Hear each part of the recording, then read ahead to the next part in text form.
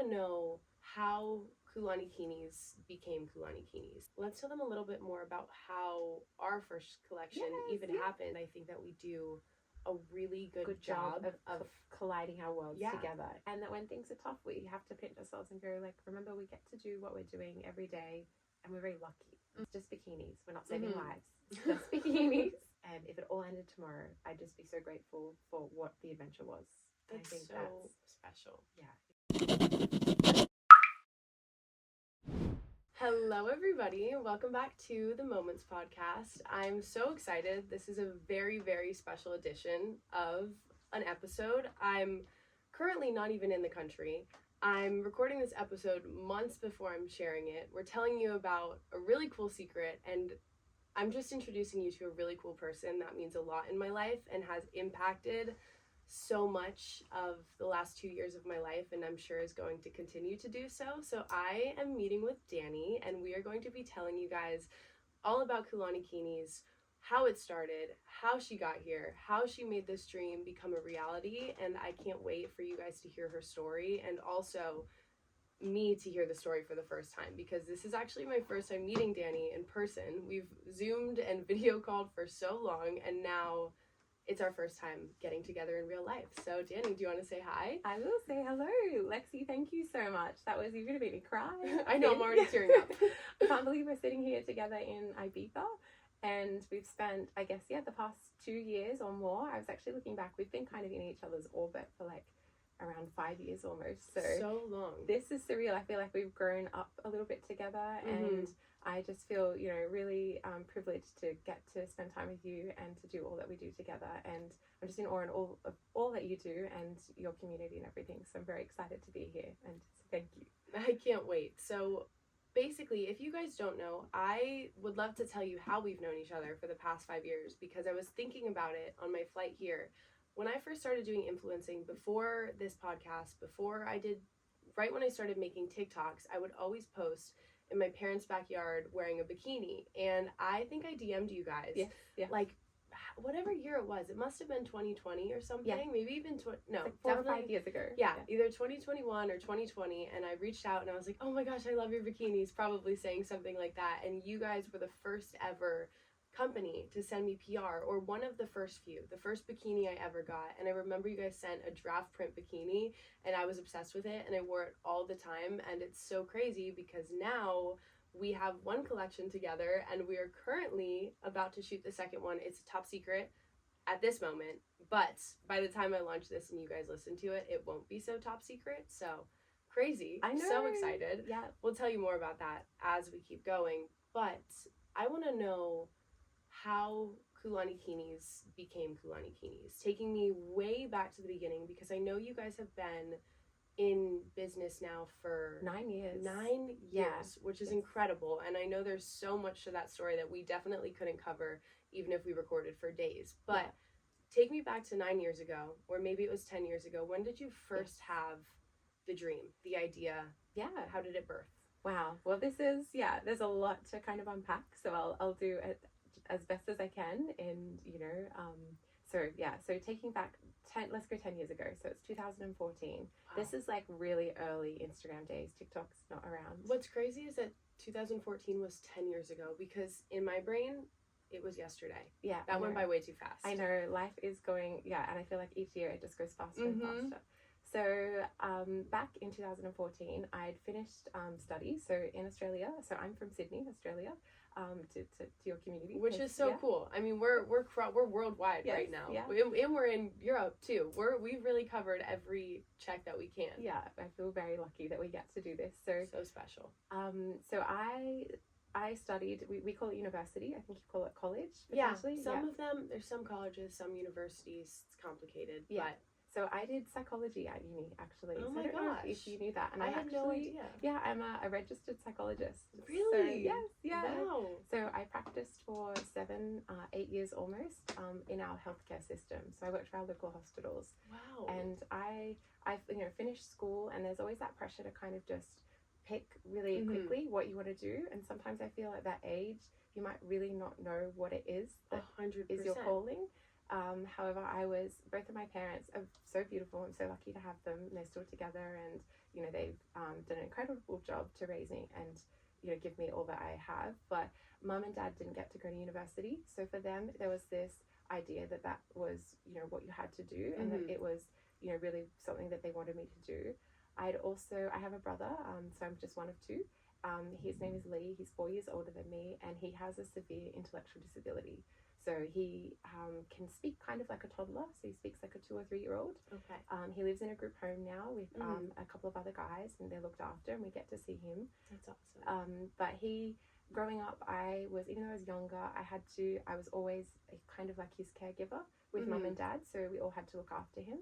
And I just naturally fell into that caregiver kind of role. So just naturally it became that psychology was kind of like a calling, or just something I was really interested in, working with children. And psychology is fascinating. I have always said, if I didn't do this, and honestly I believe that at some point I maybe still will get a degree in psychology, because I think that even though it doesn't apply to everything, you can apply the things you learn within psychology to every aspect of anything that you can do, especially marketing, in every way. Even just the way we hold our customer and our community as the core. They're the heart and soul of everything we do, and it's just having that, I guess, empathy, and that's something that you develop as a therapist. So I would special credit a lot of all of my training and everything has prepared me for what I'm doing today. But yeah, I fell into psychology, and I wanted to work with children who had disabilities, because that was, like, you know, my experience growing up, and I wanted to help so families. Much passion, because there's so much love within you for that and for your brother, that it only could blossom. Yes, yeah. And so I finished uni, and kind of when you get to the end, things don't often pan out as you maybe imagine that they would. And, you know, it's hard to find a job in the field that you want to get. And with psychology in Australia, and I think it is all around the world, you have to then earn 1,000 hours of practice. I actually just learned this, because I have a couple of friends who are studying to become therapists, and she's working basically full time right now, but unpaid. Yes. And it's crazy to me. I know that you have to do that in a lot of degrees that you receive, but in today, that's hard. That's really hard to do. Yeah, thank you. Yeah, so I studied for 4 years, and I was just itching to kind of, you know, leave home and leave the nest. But then I had to find this time and figure out how to do 1,000 hours of work. Yeah. So instead of going into the disability field, I ended up finding a job.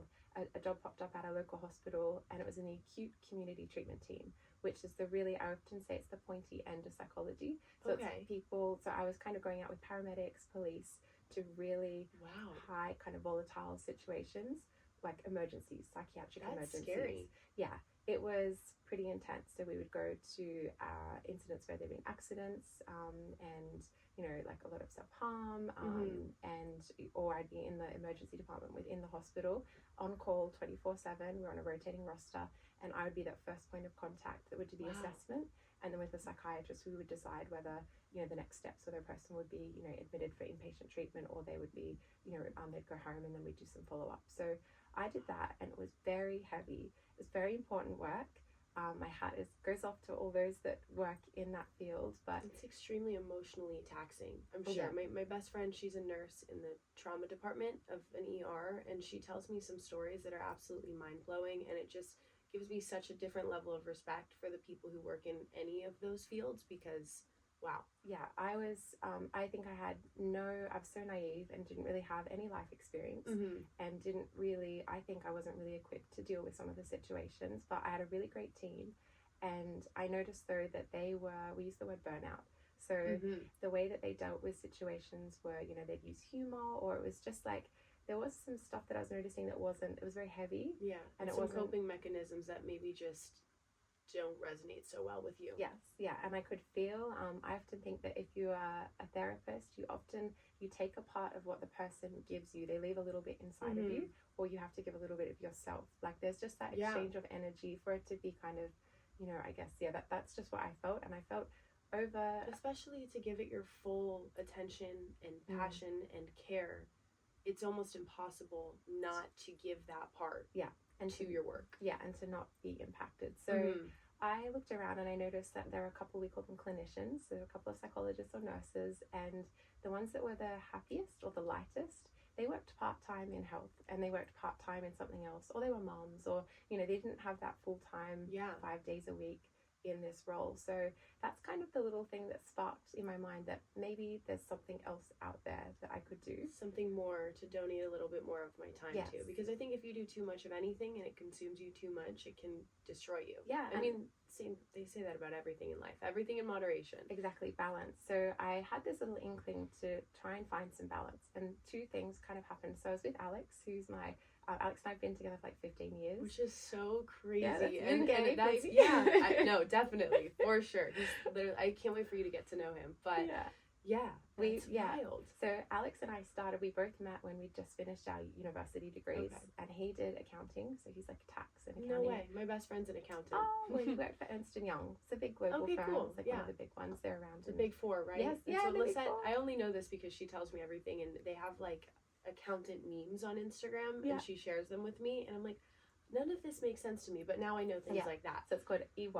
Okay. And it's one of the big four. It's like Deloitte, Pricewaterhouse. Yes, those all sound familiar. I'm proud of myself. There you go. You're all over it. So he was working really hard too then. Yeah. Pouring a lot into that because Lisette explained to me how busy season there can work, and it's hours on hours, and even her now, she's in not big four, but still a pretty Mid-tier, awesome large firm, and she's working crazy hours, and I'm like, girl, breathe. Yes, they do. But she's working hard. 7 days straight, early hours till evenings, back in the morning. So that was Alex's kind of on that route. I was in the health system, and we did this for a couple of years, and we got to this point where things felt heavy. And Alex, actually, I have to credit, he had a dream to go to Hawaii. Wow. Yeah. So I'm already getting goosebumps. We barely started the story. So for me, when I went on holidays, I was all about experiences. So, we went to Borneo, I went to Africa. I always thought if you had to travel, you had to kind of do something that would, open your eyes, or you'd learn something. I didn't really know how to relax. And that was just from, I've always been like a busy little person, and, very busy with family. So Alex, so he's the opposite. We call ourselves, he's the yin to my yang. That's exactly, it's so important to have that. I noticed that with Gabe and I in certain aspects of our relationship. I'm like, oh, we are so different, but other parts of our relationship were so similar. Yeah. Because I'm a lot like you. When even if I go somewhere, there's no sitting back and laying on the beach. I'm like doing, whether it's working or trying to figure out other things to do, adventuring, running around. I'm like, girl, take a breath. And then when I would take a breath, I'm always in my head like, what should I be doing? Yeah. So you are running at 100 miles per hour. Yeah. So Alex was like, look, he was the youngest of three boys, and he would always fight when he's little to push in the CD player. Do you know CD players? It's like a record player, but you have like a little silver disc. It's like a rainbow hologram, and you can push a button and the disc goes in and out. And they played the Beach Boys. Okay. And Alex said there was this song, Hawaii, and he just had this core memory. He's like, he could play that song over and over in his mind. He's like, I need to go there. Wow. So we were like, right, we're working really hard. We need to kind of have a bit of a breather. Let's go and, go to Hawaii together.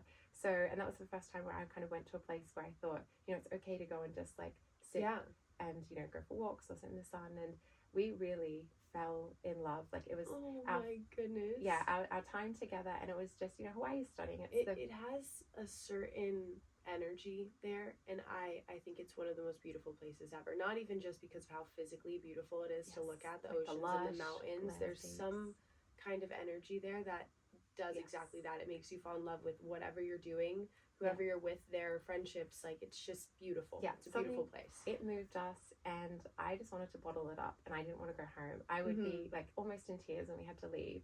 And how long did you go for? We would do like 2 weeks vacation. Okay. And then we did that for 3 years in a row. Okay. So we'd go on vacation, then we'd come back, we'd work the year, save up our money, go on vacation. That is so special. And that was our escape. And it was just, every time we went, I wanted to figure out, how can I have longer here? How can I make this more? So we actually had Alex go into the downtown Honolulu office. We found the Ernst & Young office. He just walked in, went up in the lift, introduced himself, and they all laughed because they're like, what's this kind of Aussie tourist doing? And he asked if is there any opportunity that I could have to have a job here? And I sat in the lobby waiting, and it was like an hour he was up there, but it turned out that they're a very small office, and their mother office is Los Angeles, so in California, because I guess it's like the little satellite office. So they actually sent an email and said, look, this Australian guy came in from the Sydney office, he's really keen to work here. Is there something that we could do? And that's how we ended up living in LA a couple of years later because of that, what Alex did there. And this was pre-Kulani. This is, I mean, that just goes to show, if you don't take the chance, if you don't make the move or ask the question, even if it's scary, you never know what could happen. Exactly. I mean, good for him. Wow. Yeah, that really Wow. set the, like, without us knowing how important that was in our journey, because that is really what led to us growing, because we have such a big community and audience in the US. Definitely. And we got that through. Yes, I'm just connecting. Yeah, that makes so much sense. So Kulani didn't exist yet still. It's such a butterfly effect too, because had you not gone on that one trip and realized you needed some time away from your jobs and gone on vacation and chose somewhere else, it would all happen differently. It's just a divine reminder that you're always where you're supposed to be, doing what you're supposed to do, 100%. and you never need to question it. Yes. And so we came back home, and kind of at the same time, a friend of ours started. So I had no exposure to commerce or business. You know, my mom was stay-at-home mom. She was a bookkeeper. My dad worked as a software engineer. So I just hadn't seen like that side of like making or selling or creating. And we had a friend who started a beef jerky business. So he just made like beef jerky in a dehydrator. It was like paleo, like a really clean, high protein. And he's quite an introvert, and he worked with Alex, and he asked if Alex is quite extroverted, you know, going into the office, take it a little bit more loud. Yeah. So Alex and I would help them. So he would package it, and then Alex would help market it. And this is kind of back on Facebook, when you would do there weren't Facebook groups, that you'd be able to like put a little post on Facebook and speak about it. So that was kind of the first time I would, at the same time as working at the hospital, had a practice of making something, because when we go to their house, sit in their kitchen, make the jerky, seal it up, sell it, make the money, then put it back and buy more beef. So cool. Yeah, it's kind of like a so that I often say that definitely, I guess, gave me an experience of creating something, and helped you figure out where to start. Yeah, and just like understand that you can the very basics of commerce. They actually got the opportunity, our friends, to move to America. So they left, they went to New York, and they took the business with them. So that was kind of the end of our time there, but it left me kind of wanting to do like a little more. Yes, so that was you got a little taste of it, and you're like, ooh, this could be fun. Yeah. And then we had so it was between, I guess, we'd done a couple of Hawaii trips that had packed up, and so we're going kind of through the year again. And I had this episode at work. I used to go on home visits, so I'd visit people in their houses who were really unwell. Usually we'd do doubles, but on some of the occasions, if we thought it was okay, we'd go on singles. And I went to this house, and it was a male that I had to see, and you know, we're having our session, and then he said, "Look, does anyone know you're here?" And I said, "Oh yeah, of course, like the hospital, like I've got a pager," which I didn't have. And he said, "Oh well," and I explained to him like how the pager system worked, and he said, "Oh well, in that case, then I'm not going to like chop you up and bury you in my backyard today." Oh yeah. And that was, I froze, but kept it together, kept very calm. But at that point, like, I still feel really sick inside thinking about that. It was a really kind of scary moment, and just a moment where I, you know, wrapped the session up, left as calmly as I could, got in my little car and raced down the street as quick as possible, and just burst into tears, called my mentor, and I was like, this is heavy. This is a lot. This is too much. Yeah. It's so, I can't imagine. I'm sure that's still... It still rattles you, and I was really young, and I think to figure out how to manage that and make sense of that and feel, so I didn't feel safe. So we were kind of looking again to go to our little safe place, and this time we went to Fiji. So Fiji's a little bit closer to Australia. Hawaii's about 9 or 10 hours. Which is crazy, because it's wild to think about that in the sense of my mom's dream place to visit is Fiji, but it's so far from us. Yeah. And she would love to go to Hawaii, but Fiji for her is magical, and it's so sounds like the opposite for you. Well, so Alex and I just put a mortgage on an apartment together. So we couldn't afford to do Hawaii, which is that a little bit further away, but Fiji is our 4-hour trip, which it's like our opposite. So so we went to Fiji, and I bought a couple of swimsuits, and this is now 2014. Okay. Oh, it's happening. Yeah. It's happening. And e-commerce, so online shopping, isn't super big. You'd usually buy your swimsuit from like the local mall, but I was pretty busy with work, so I bought a couple of swimsuits, and I bought a neoprene swimsuit, which is a very big brand that make it back in the day. Triangle, I can say. Yes. Yeah. And the fit wasn't fabulous because you know, it's a thicker kind of fabric, and I really didn't understand how to fit myself properly. And especially in those I remember when they were super and I always like, but they're very body style specific. Like you have to they don't fit everyone Yes. because there's not much stretch, not much movement. They're very thick, Mm-hmm. beautiful design, and they were like, you know, revolutionized, I think, online swim. But that was kind of my first kind of like time getting a swimsuit online. Yeah, I was a Target swimsuit girly. Like, I also never bought anything online until within the last few years. But swimsuits especially, I wouldn't dare to order online because I guess it used to scare me. I don't know. It's a fear of fit, I guess, and just, the unknown. So we went to Fiji, and the water there is you can't drink it. It's not so Alex accidentally drank the water. Oh, no. And he got this little upset tummy, and we laughed because if he'd not had that time, we would have been out, you know, hiking and having adventures. But he needed a bit of time to like sleep it off. Recover. Yeah. So because of that, I like sat in our room with him because I didn't want to leave him. And I read this book which I picked up called The 4-Hour Workweek, which is Timothy Ferriss. He's got a big podcast. I've heard of that book. Maybe the name sounds familiar. It's old. He has like the 4-Hour Body or the 4-Hour it was really about. He was like trying to say how you could work more efficiently. So I wasn't really into that. I don't know why I picked it up. It was just how you get a couple of books. Tell me about it. I pick up every book that I'm like, oh, this will be great for my self-growth and my progress. And I'll read maybe the first chapter. Yeah. But sometimes they're finished. Yeah. And they change your life. Yeah. So in this book they mentioned Shopify, and I'd never heard of Shopify before, which is a major e-commerce platform. Anyone can start a store on Shopify. It's like free 2-week trials. I think I have, when I do my merch for the podcast, actually, I use Shopify. Yeah, it's awesome. So it mentioned Shopify, and it mentioned a platform called Alibaba, which connects, you know, people to suppliers, and can be all around the world. So Alibaba and AliExpress is pretty well known now, but kind of back in 2014, like, you know, I'd never heard of those. So I had this, you know, I was sitting in the room, I'm looking at the swimsuits on the floor that I wasn't getting to wear.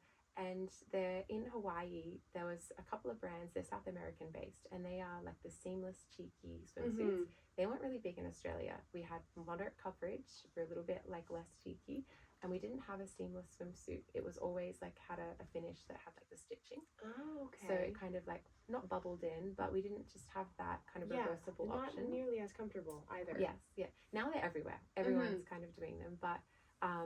That's crazy to think about a day when those weren't around. Yes. But if I really do, I think, well, it was Target that I shopped at, and Victoria's Secret, yes, pink swimsuits, but those had a seam as well. Yes. Now that I'm thinking back on it, that was my first ever cheeky swimsuit. Was those pink ones from VS? Yeah, I love their stuff. So they, so I thought there was this brand in Hawaii, and I thought, okay, for me to spend some more time in Hawaii because this, you know, trip, Alex's work opportunity hadn't come up.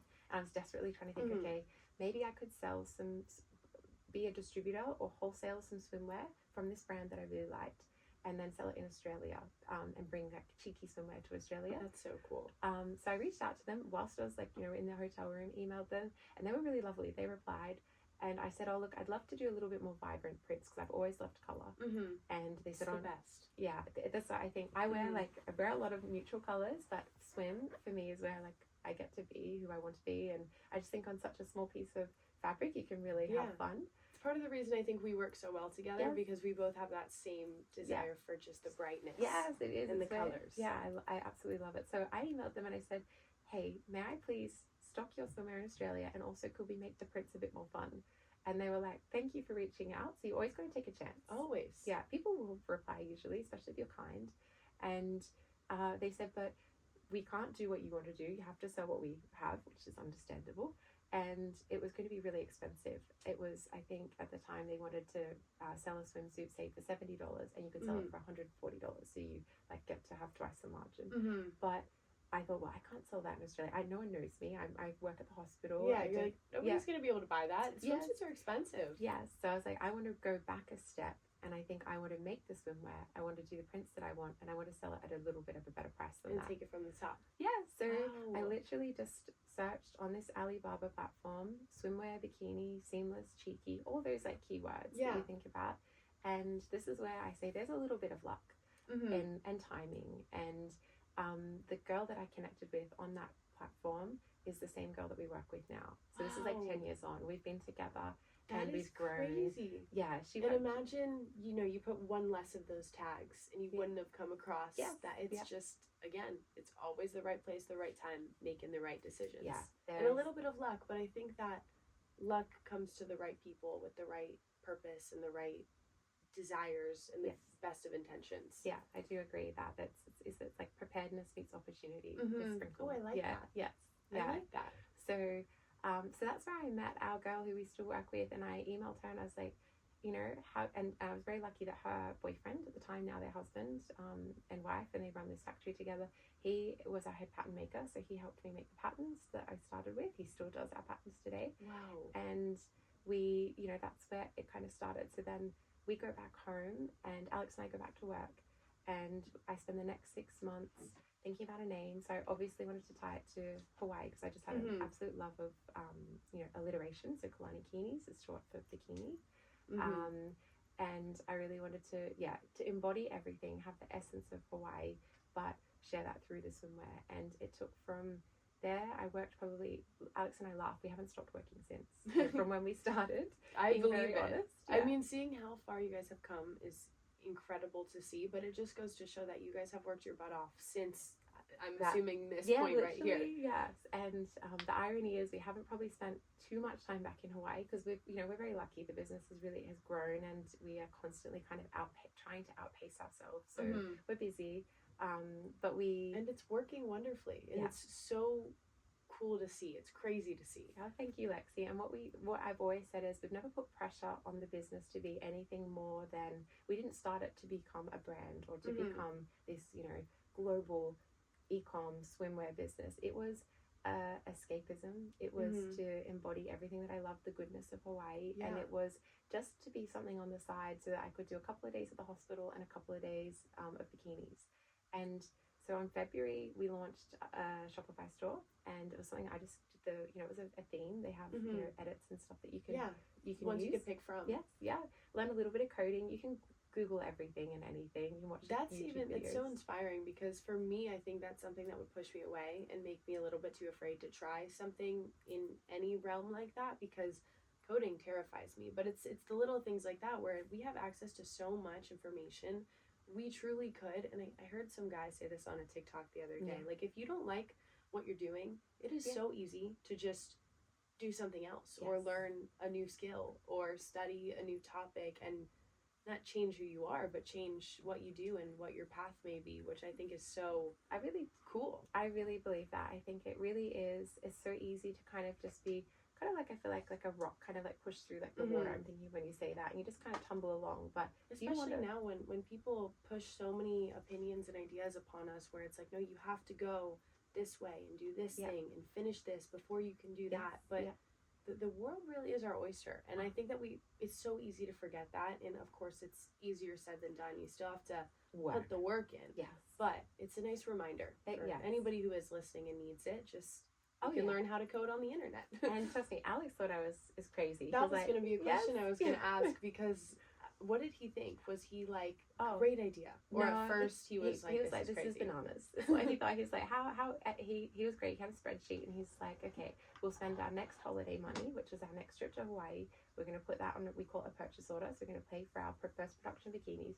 That's so special. That's so important to you, to have somebody in your life who might think you're crazy. It's how I view my mom in my life, and even everyone in my life, really. Like, they think I'm insane with some of the ideas that I have, but they still help me every step of the way and stay by my side. Find those people, treasure them, and keep them close, because they lead to helping you do great things. Those are the right kind of people. If anybody's pushing you super far away from your dreams and telling you it's terrible and bad and don't do it, then you just check out the situation, because you really can do it all. Yeah. Well, Alex, so we made this deal that we'd give it a go. And, I did have a little backup plan, which was I was going to sell it at markets, sell the swimwear. So, or everyone was going to get Christmas gifts for the next few years. Swimwear. And my parents, they did, I try and, I guess, please my parents. And as really, we all do. Yeah, really want them to be proud of me. And Mum and Dad they were like, well, you've spent so long studying and you've been training and you've got this job. Do you really think that this is, but it was always cautiously. I did a couple of, it was never, I didn't drop everything. It was considered.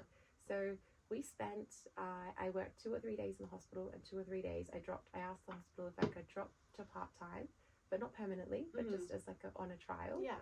And I did that for 6 months. And I think most of the time parents, because I think especially everybody listening, we're all kind of at that age where our parents, they're at the point where they want to guide us in the right direction for our future and be a good support system, but also want us to be successful. And I think a lot of the times that doubt that they have for chasing your dreams is just because they want you to make it and be happy 100%. and be able to take care of yourself. But it's worth it every time, because they always have good intentions. Most of the time, just trying to protect you. And it's sometimes a slippery slope. I remember when I first wanted to take some time off of school to pour a little bit more into social media. Had I not done that, we wouldn't be here. We wouldn't be having this conversation. But when I first did that, my dad was like, "You're crazy." Yeah, absolutely not. And it's just something that they do. And now he loves what I do, and he's so proud of me. So just keep going for your dreams. That's it. We say no risk, no magic.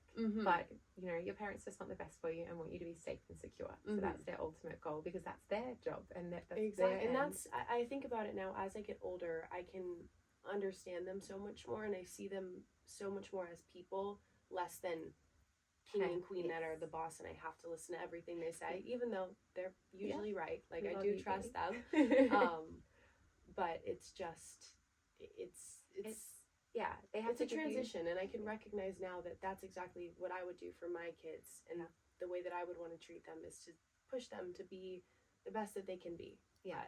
And allow them to explore within like the guardrails, I guess, of and then eventually you have to take them off and take off the training wheels and just trust. And a lot of times that is what happens. So I love that, Lexi. So so we then got a call from California around this time. So Alex's Ernst & Young, EY, offered, they kind of said, look, I know it's like 2 years later, but we'd love to offer if you want to come to the US and move. And we had 30 days to pack up our apartment. 30 days. Yeah.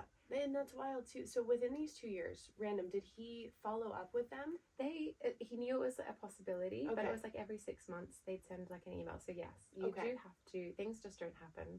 If you want something, you do have to pursue it. So you have to be patient and always trust. You know, there's going to be battles, and we'll get into those. I'm sure there's been ups and downs and stories.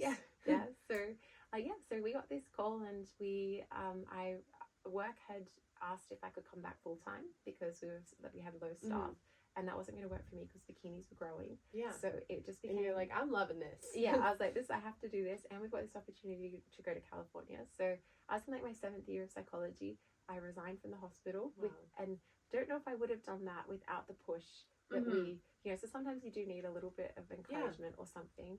And we packed everything up. We got 6 suitcases, Ernst & Young allowed us to have, and we instead of putting all of our possessions, to like have a little house, we had a studio in downtown LA. We packed bikinis. Oh my goodness. Yeah, we had 2 suitcases for ourselves, and the rest was swimwear. And we started shipping the swimwear from the US. Wow. We're also very lucky that my parents did any like Australian orders. My parents helped with, so that's like another part. Because worldwide shipping and trying to figure out all of those, how that all works, is difficult. Yes. Even now, shipping outside of your country is hard to do. It was so much easier to ship in the US with FedEx, whereas in Australia we have to use Australia Post or DHL Express or DHL. So we moved to LA, and that's how we landed in downtown LA. I thought we were going to live in Santa Monica, so I'm just going to take a quick drink. No, you're good. Sorry. You're good. You're good. Can you edit this? Yes, of course. Sorry, okay, I will have a rubber cup. No, I'll take a sip with you. Sorry, tickle.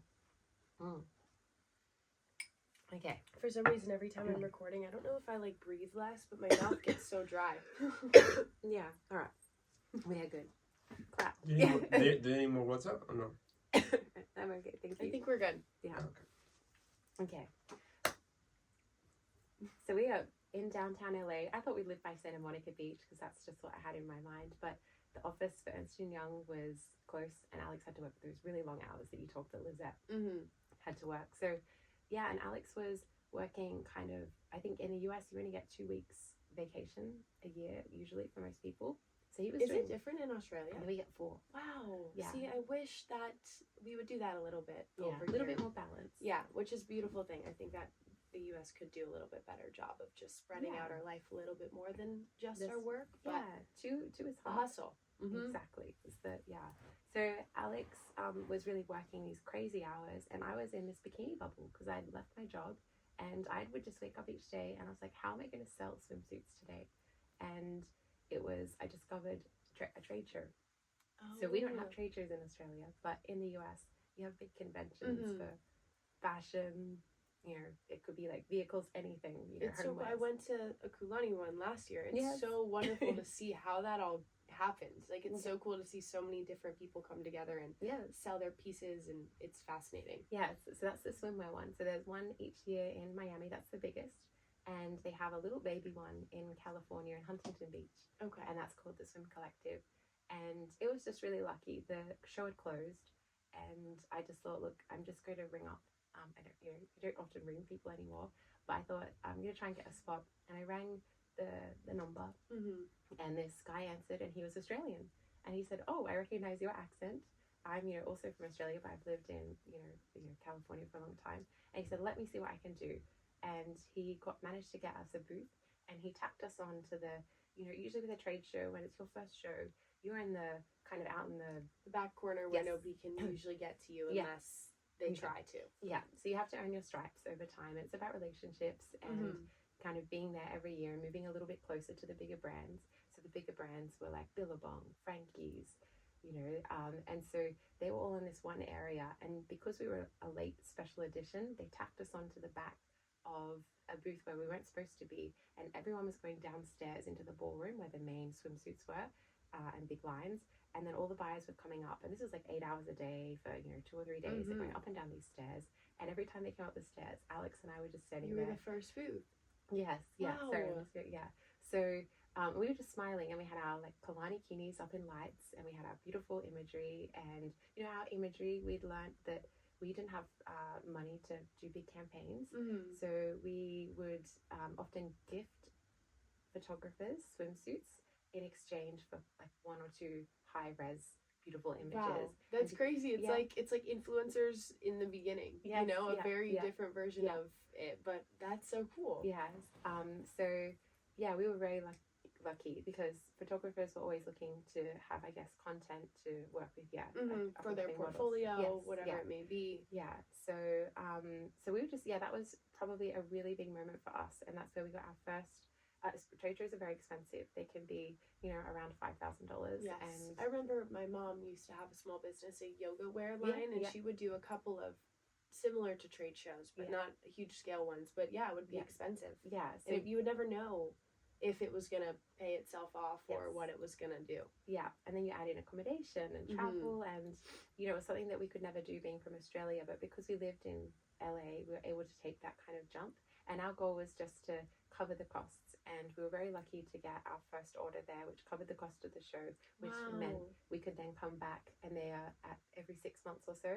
And at our next show we met a lot of brands that said, look, if you're here next time, we'll sit down and look at your line. But for that first show, it was more just like a hi, Just take a card. show your face, Yes, let people get to know you and hope for the best. Yeah, so it's about being consistent, and it's because if a store is going to place an order, if you've got a new brand, they want to make sure that you're going to deliver, because they're going to, and they want to know the brand's gonna last and be Yes. reliable, Yeah. and that it makes sense. Yeah. It makes a lot of sense. and there's lots of, there's lots to overcome. Can you ship the product in time? Can you make your product in time? So we turned up at this show 6 months later, and we were in a not as good spot.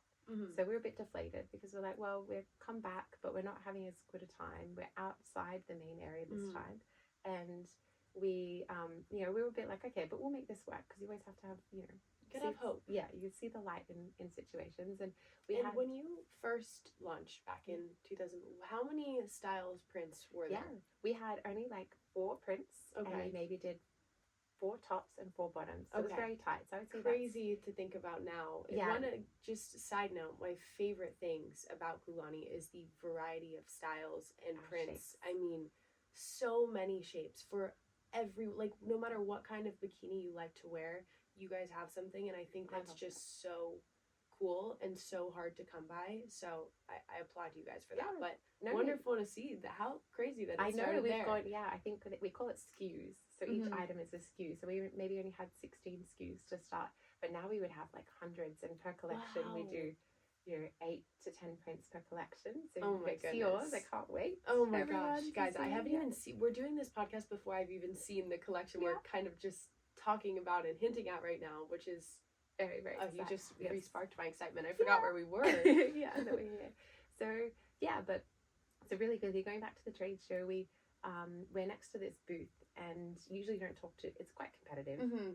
We're in a similar industry, but Alex and I are not used to the industry because we're not from the industry. So we pop our head out to the little booth next to us, and there's this guy in there, and he says hi, and we're like, hi, we're Dani and Alex, and it turns out that he is Tan Saftir from Queer Eye from a Straight Guy. So he had a brand called Kingdom and State, which he's sold because he said, I'm going off to do reality TV. Oh my gosh. It ended up, he was on Netflix. But he was just, and that's why I sometimes say there is a little bit of luck. And he spent the time, we were not busy at that trade show. We didn't have a lot of foot traffic because we're outside the big main room. And he just told us all of these little things to kind of learn and do, whether, when working with a retailer, like if you, we call them majors. So if you get a major retailer like Nordstrom or PacSun or Urban Outfitters, there's certain rules and things that you have to do with your deliveries. Otherwise, you get kind of penalized. Okay. Or marked down, or fines. The more you know. Yeah. So he was teaching us all these little things, and he actually pointed out at the time a really big buyer for a brand, and he said you have to say hi to her and get her into your booth no matter what you do, because this will open up doors for you. And so Alex and I, just got her attention, showed her the line. And how cool too, though, that you happen to say hi to the guy who ends up teaching you so much about how to grow the brand and how to continue it and what to do right and wrong. He was very special, and he always said pay it forward was his thing. So he was always like, I'm leaving the swimwear industry, and I just like pay this forward in some way. So without him, we say like we were very special. It was a very special moment to meet him. And we ended up selling to this retailer, which is Forever 21. So this is kind of, when Forever 21, it's been through a journey. Yes, and obviously I mean, I was a Forever 21 girly. That's where I would go in the mall because, especially at the age that I was, I'm like, I could afford it, which was great for me. $5 shirt was awesome. I understand. And I know that they've been through a big transformation with their business.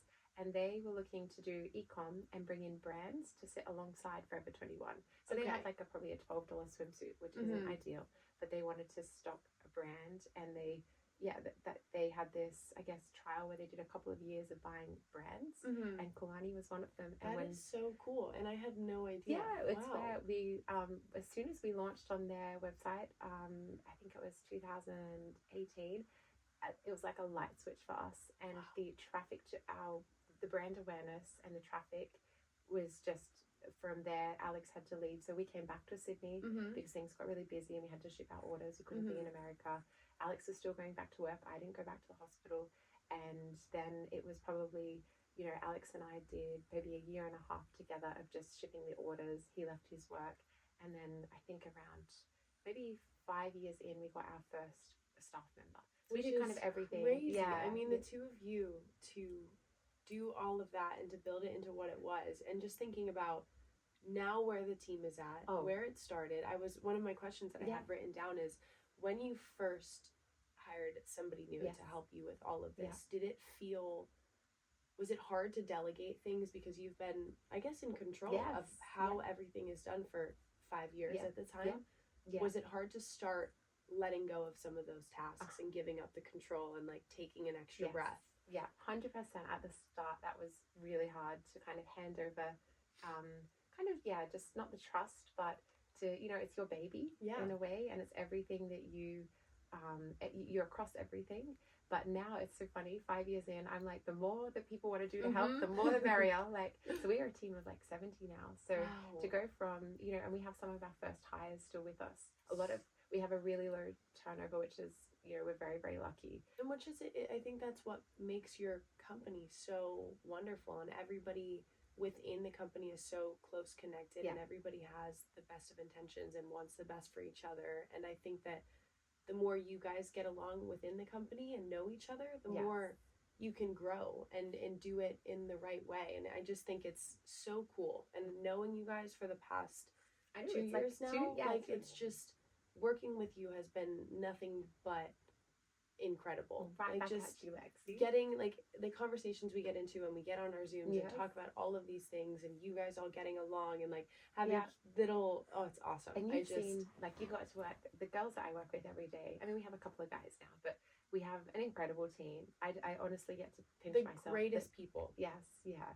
We and we're a tight little team, and we achieve so much for the size I think that we are. It amazes me. I mean, my mom and I talk about this. I kid you not, we probably have a conversation about you guys and how you can run the way that you do at least once a week, because we think it is amazing and just insane how everything keeps going and flowing and everything is incredible, and you just top yourself every time.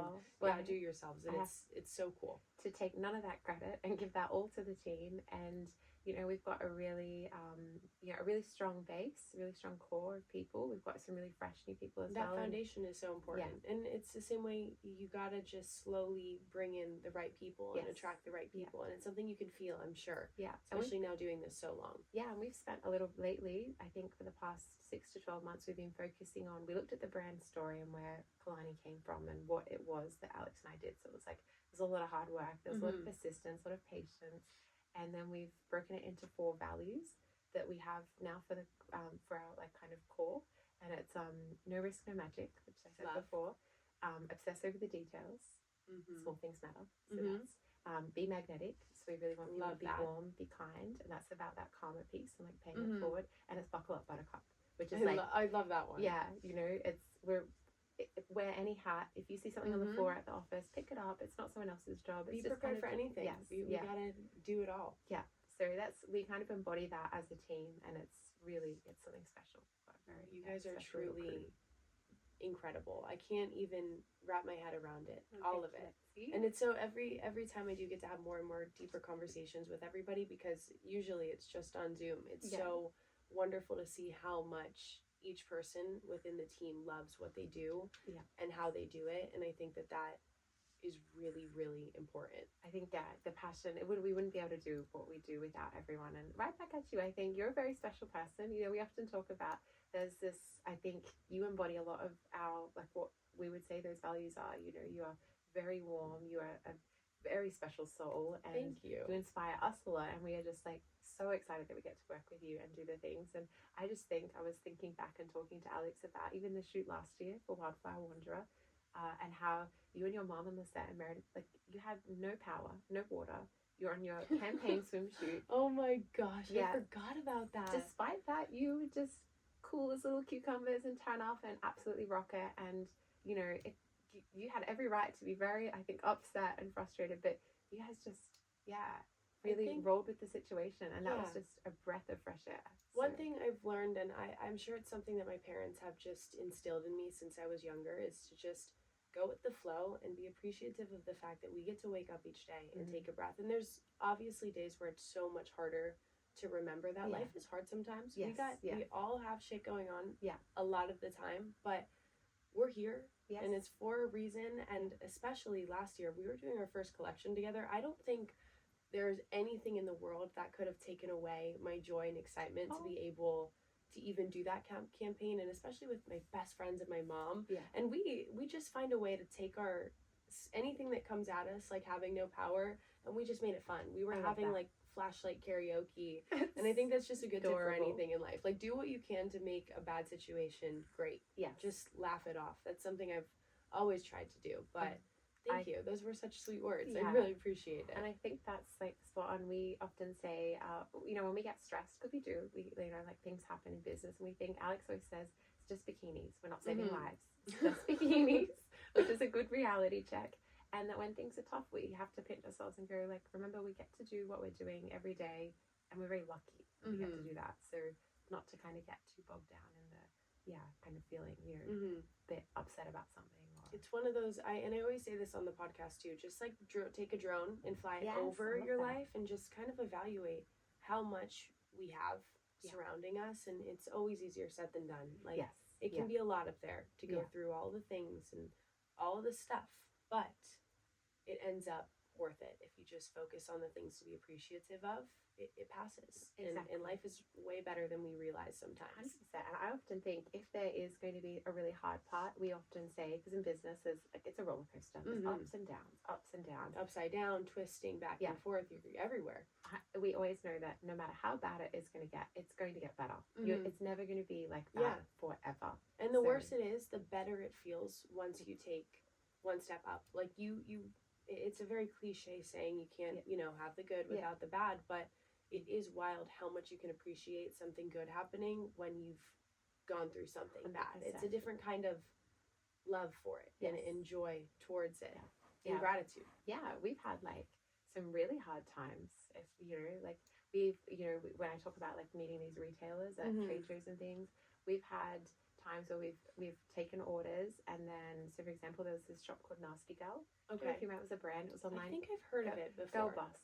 It was like the store that was associated with that, and we were so excited to get stocked with them, and unfortunately they went through they filed for bankruptcy whilst our bikinis were mid-air. We were it was just Alex and I. It was like a couple of $1,000s worth of swimwear, and you feel your world is just, you feel like it's the worst thing ever at that point. It's scary too, because you don't know what the future holds at that point, and I'm sure like as a brand you've had more than just this one situation happening. Hundreds. Do you find yourself now, like if things do happen similar to that, you're like, why did that used to bother me? In a way, like you just kind of have a different mindset or just threshold, I guess, and with some experience, and just really knowing that lean on other people. You're never really alone in something, and always not being going back to that, like don't just get like pushed along with it. I think if something like that happened, so this purchase order, we lost it. We got this email saying that they'd filed for bankruptcy. We actually contacted DHL, and we spent as much time as we could on the phone to stop the shipment, to get it turned around. Which is crazy, because when something like that happens, they're not expected to send it back? Yeah, no. Wow. Oh, no. They take it and they like kind of sell it off with whatever part of the business. Oh, I see. So they already bought it, essentially? Yeah, okay. But didn't pay for it. Okay. But once it's in transit, it goes to their warehouse. But we did everything we could to stop it, and we got it turned around. So we've done like lots of little things like that along the way. You've just got to, it's perspective. It's just turning it upside down if you can, and just knowing that even if it is the worst thing, it's going to be, there's going to be something better. Always. It's so fast. I wish that I could hear every single detail about how Kulani became what it is today. But one thing that I am so curious about from the standpoint I'm at, I guess, as an influencer and working with brands now and seeing how much the market is like changing and how much marketing is done through influencers and social media. Like, how would you say social media has impacted you guys as a brand? Because you guys do wonderful on there, and you are on top of the game, and I think it helps a lot. So I'm just curious. Working at influencers, very grateful for. It's so different to traditional marketing in that kind of, the ads that you might have like put out, or because when you first started, I'm sure it was still on social media, you would do marketing, but you would do it more so through boosting and that kind of stuff. Well, we didn't do paid, so we do paid digital marketing now, and that's something that we didn't start until only a couple of years ago, even, which we were there was, I think, around 2016, 2017, it kind of got it was new, and if you did it, you really would have had great exposure. But we used organic growth, and we did gifting. That's kind of where we're gifting with no strings attached. If you love the product, like, please, share, don't share, do whatever. And it goes to show you guys have the most incredible products that it's almost like, I know you could do it that way, and it showed because you grew through even that time period that we had and now we do. Then it became they say pay to play, as in like you can't really be seen on a platform unless you, particularly for a brand, unless you pay for engagement in some kind of way, whether it be that you're having your ads kind of boosted or shown more across more platforms. But I guess there's so many different types of social media now, from all across the platforms. I think you can get, I guess, consumed with wanting to be perfect on everything, or there's like Pinterest, there's YouTube, there's definitely there's so Meta, Instagram. Everything. There are, there's Snapchat too. Yes, There's a yeah. million different platforms to try to keep up on, and I think I can relate to that as you guys as a brand, like trying to be everywhere all at once, shown to everybody, the right people. This content's going to be a reel. This got to be short term. This got to do this. Like, and this can't go on TikTok, but it can go on here. It gets confusing and it gets to be a lot. And I think that we all just put so much pressure on being everywhere all at once, and it's impossible. But just, I think the focus is share on the platforms that you love, that I guess feel the right home for you, and don't put the pressure to be perfect, because I think then you won't do anything, because you'll just get literally frozen by the fear of having to put something together that is, you know, it can be relevant across all platforms, will be but just let go of the. And I noticed too, it's so cool to see. I think that I see the most of my growth when I just kind of go back to doing social media, why I started it, because it's a creative outlet. It's fun. It's something that I enjoy. I love to share and reach people and spread good messages. But the more organic things are, the more things flow, I think. And the more that you grow as a brand, as an influencer, as a person in general, authenticity is so important. And I think you guys do such a wonderful job of showing that and displaying it through your, not even just your social media, just in general as a whole. That's it, I think, and being original. I guess it's so tempting to kind of look right and left and see what everyone's doing, but you do stuff that people are doing that's different, and it's just what you want. It's from your heart. It's your heart and soul. Your community will relate to it. They'll understand. They'll pick up on it. I have to be very honest that we have a beautiful team. So I'm very lucky that we've got lots of girls that can help with all sorts of it's wonderful, but you didn't get there if you didn't start in one spot. So it's so I wish we could have everybody have like a conference table, like, oh, tell me about what you do and why you do it. And it's so fun. So it's a tricky landscape out there, and I think we're all trying to navigate and work out what it is. Even podcasts a new form of media that's just which is crazy. I'm noticing that now too, because one thing about Moments, that the reason I started it was, well, for many reasons, but part of it was because I wanted to have a place where I could just record in silence long-term conversations or long-form conversations about whatever it is I was going through, learning, whatever I could share, whatever had value to give to somebody. But I liked the idea of doing it without having to focus on what do I look like, how do I sound, or am I going to have to cut this? I wanted it to just be completely raw. And people who have listened to this podcast long enough know, like in the beginning, I never cut anything, and I still don't. Usually if I'm doing a solo recording, there's a whole lot of ums, a whole lot of likes, a whole lot of losing my train of thought, but that's you. Part of why I started it was to show that part, because social media can be so curated, which is fine. It's supposed to be a highlight reel. And I think that's something we all should remember too. Like, not everybody wants to cry on the internet, which is so valid. But when I would talk about deeper things, I liked not having to film it or record it. And now, to almost keep up in the podcast world, because it's so popular right now, it's really encouraged. Oh, you have to take your podcast and cut it into clips and post it on Reels and post it on TikTok, but don't forget Snapchat and YouTube. And I'm like, whoa, calm down. And part of me, I go so back and forth with wanting to do that, because I do want to grow the show, and I want more people to be able to listen and hear anything that they might need to hear, want to hear.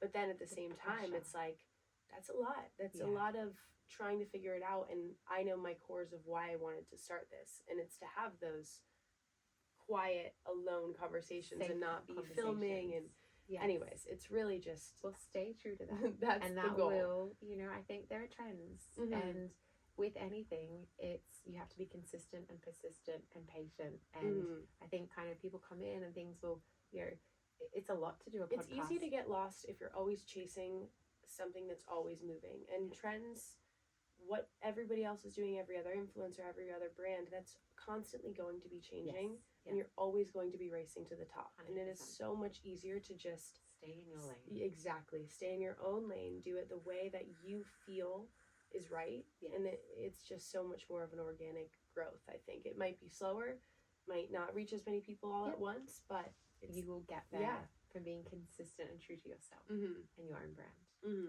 And in everything, brands in every way, just staying true to you is the best way to do it all in life, even though it can be so tempting to be pulled in any which direction. To kind of stay focused. I love that. Inward. Wow, that's so crazy to even see how long it's been. So it's been 9 years now. Yes. And let's tell them a little bit more about how our first collection even Yeah, happened, yeah. because I don't know if I even know what really sparked the conversation of doing like a big collaboration the way that we have. Internally, Yeah. from our side, Yeah. I guess. So you know, we knew of you and we really loved you and adored you, and I think that in this kind of sea of everyone who's around, there's a lot of not different and not a lot of, I guess, speaking to what you just spoke to, people who are authentically and themselves, and you really embodied that. You had Thank you. this free spirit. You were like, I guess, a muse, and that is just you were very strong, and it's like you had a core aesthetic that was just yours and not anyone else's. It was very much you, and that excited us because so when we create, we launch maybe say 6 collections a year, and often I come up with a story or just like a message or something, or it might be a location, and that becomes the theme of the collection. And I just think it's sometimes really cool to be inspired by a person. You know, we might be inspired by art, we might be inspired by location or something, but it was just really exciting to think that you were someone we really wanted to embody through our collection and share with our community. And I remember getting the text from, I think it was Emily who texted me, and I was with my mom and I showed it to her and I was like, Mom, no way. I was freaking out. And to this day, I'm still like just thinking about the fact that I've had an opportunity to do something like this with a company like you guys is so insane and mind-blowing to me. It's like kind of gives me some imposter syndrome because what in the world? But I remember her showing me that text, and then I think from that point on, we got on our first call. We talked for, every time we get on a call, we chat for like 2 hours, and we could talk for so much longer, but we really go from the beginning all the way to the end, and it's given me such a wonderful look into what goes, how much time, energy, and passion and thought goes into every detail of the swimsuits that you guys create, and now beyond swimsuits, like just every thing, every storyline, every post, every graphic, like even the the product, the creation of the products, through to our customer care, through to our packaging in our warehouse and everything. There's so many to the descriptions on the website of each of the pictures and the styling, like every single detail, you guys listening, is so well thought out, and it's just incredible. And I can't even believe that we're doing another collection right now. Like it keeps hitting me. Yeah, and I get this so is what we're pumped here up. for. Yeah, and I don't want it to end. I think it's I know we're gonna have such a great time. And I love this. We said when we wanted to do this again, we thought like, okay, volume 1, Wildflower Wanderer, volume 2. We like to say what it is. Yeah, because I think I'm gonna wait until we've launched to launch this episode. Or at least the week of, right? Once people know. So it's gonna be Electric Sunshine. I'm so excited, and I think that it was really important for me too. If you guys did miss the last collection, the goal of it was to be very much something that felt like me, but could work for everybody. There's such a variety of prints and colors and styles and shapes and fabrics and fits. I mean, everything you could imagine. There's something. If you don't even wear bikinis, you could get a t-shirt, a bag, a headband, whatever it may be. And it was really important for me to carry that on to this collection, just with a little bit of a different twist, but carry some of the same similarities. You did some nods back to your collection, butterfly and the charms and some little details. And it's been such a fun process, taking it really from the beginning all the way to here and just evolving it. And it's been wonderful. Like I can't wait for you guys to see the prints. I'm sure by the time you're listening, you've seen them. We'll see how it all plays out. And Lexi plays such a big role, and you push us to do things that we've never done before. You know, I'm always like, hey, what do you think about this? And it's always kind of risky, but it works out, and we meet each other so well in the middle too, of like, how can we do this where we stay true to us as a brand and to you as a person? And I think that we do a really good job of colliding our worlds together in a way. And it's wonderful. Yeah, it's just very special.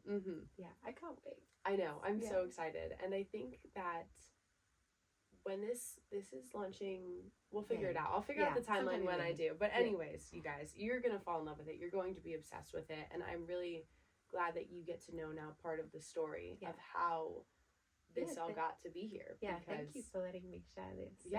And I guess I wanted to ask just a couple more things. Like, what advice would you give somebody who wants to do something towards chasing their dream? And I'm sure we've covered a lot of it already, but what's couple sentences. Yeah, I think I think we've mentioned patience, persistence.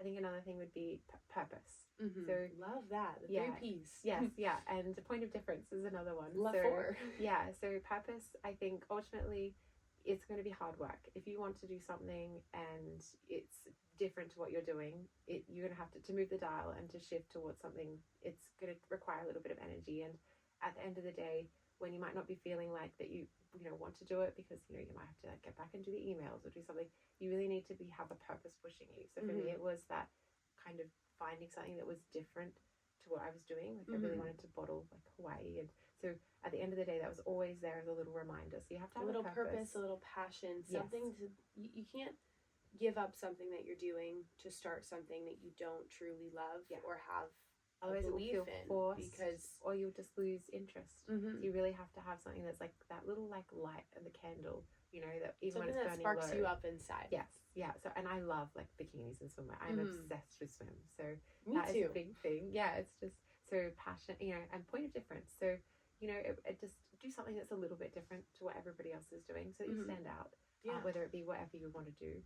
And just being persistent and patient. It's going to take time to do things. So, but it depends what your, if your dream is to be like a runner or a singer or a master, something, like you might not want to start a brand or do something, but whatever it is, it's probably going to require all of consistent those things. effort. And I think most of those points apply to anything we have dreams or goals of. If you want to become achieve like a fitness goal or anything, it's just that showing up even when you don't feel like showing up. Which is hard, it can be really hard to do, but it's always worth it. And it's so cool to hear your story and to be talking to you 9 years later after this all began. You guys have come so far. You've built out such a wonderful team. We're here in Spain shooting a collection. Crazy. What a dream come true. Bizarre. We're in the most beautiful place right now. We're having dinner over the ocean.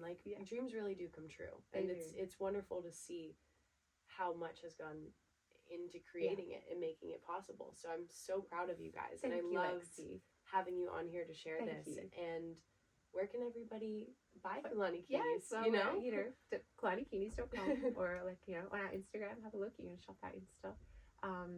We're in some stores, so in the US, maybe Nordstrom, Tilly's, Paxson. One thing I found so cool, and I didn't actually know this until we did our first collection. I was in California and I went into a random little surf shop and I was like, oh my gosh, those are my swimsuits. And that was the first time I learned that you guys are in we do a lot of little stores. Spots too, which is so cool. Yeah, because we find our customers kind of everywhere, and you might not want to be online, especially shipping from Australia can take a little bit of time. So being in store, you get to try it on and that. But the other thing I was going to add is that we often, this whole time, and I still do it now, there's no pressure on the journey. So what we've become, what we're doing is just we take it day by day, and if it all ended tomorrow, I'd just be so grateful for what the adventure was. And I think that's special. Yeah, if you hold that in mind with whatever you're doing, just take that pressure off yourself. And the pressure can be consuming. It can do too much to us, and it can take away that purpose or that passion that we originally had. It can take it and slowly eat away at it. So just let yourself breathe as you go, and focus, I think, on gratitude and appreciation for where you're at, where you came from, where you're going. I think that that's one of the most important things my parents always taught me, is just being so grateful for each moment, even when the world kind of convinces us not to be sometimes. And you don't need to figure it all out now. Never. It took me forever. I'm still figuring it out. That's what my mom says. And I will remember, and I think I say it at least once a month on the podcast. She is 45, and every single day she's like, I still have no idea what I'm doing. Yeah.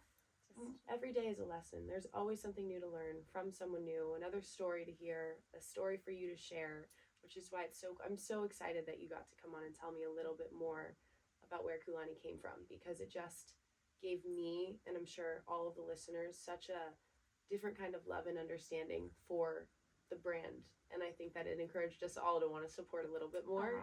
And to anybody who is listening, I mean, their suits go beyond how incredible the people are. They have the best swimsuits of all time. And I don't even just say that because we have collections together, but I've been wearing them since, you guys were the first PR team that ever sent me something. And I wore them nonstop. It was always the first suit I grabbed, whether it was for tanning, surfing, which I think is so cool, because so many of the suits you guys offer you can wear for both of those activities. And that is rare, where you have a suit that's like, fun. exactly, that's hard to come by. Usually it's one or the other, but the greatest suits, the greatest people. I hope that you guys all go support this collection. I think you're going to love it, and I think that you're really, really going to be excited to see it. And you're not going to hear me shut up about it for a while, so sorry for talking your ear off. Oh, we love you, Lexi. Thank you so much for having me. Yes, we'll do this again soon. Maybe next year. All right.